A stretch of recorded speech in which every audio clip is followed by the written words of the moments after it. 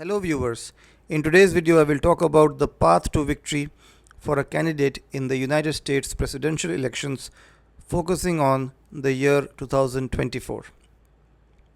Now you might be aware that there are 50 states in the United States of America.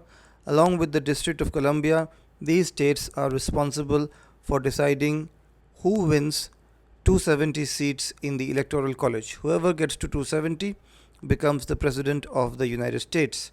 Now, historically speaking, some states can be considered to be leaning towards the Democratic candidate, and some states can be considered to be leaning towards the Republican candidate. In my research, I found 20 states along with District of Columbia to be leaning towards the Democratic candidate for President of the United States, whereas 27 states lean towards the Republican candidate.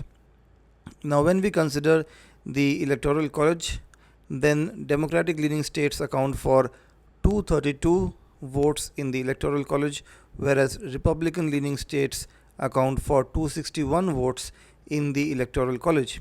Now, you must remember that 270 is the number one needs to reach in order to become President of the United States. So, as you can see here, Republicans have an edge even before the first ballot is cast, because most of the states are largely ossified in their beliefs, and in terms of states that you can predict, more states are leaning towards Republicans, both in number as well as in the number of seats contributed to the Electoral College.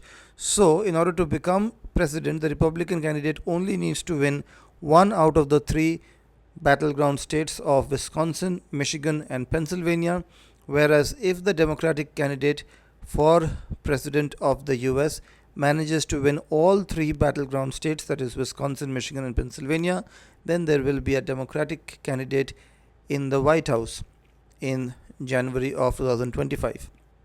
So again, just to conclude, if a Republican is to become president next, then they need to win at least one out of Wisconsin, Michigan, and Pennsylvania and retain all the states that I am considering to be Republican leaning. And if a Democrat needs to become president of the US, then they need to win all 21 of the states that I have considered to be Democrat leaning, and they also need to win in each of the three battleground states of Wisconsin, Michigan, and Pennsylvania. So my bet is that the Republican candidate is the favorite, but we will wait till November to find out who becomes the next president of the United States of America.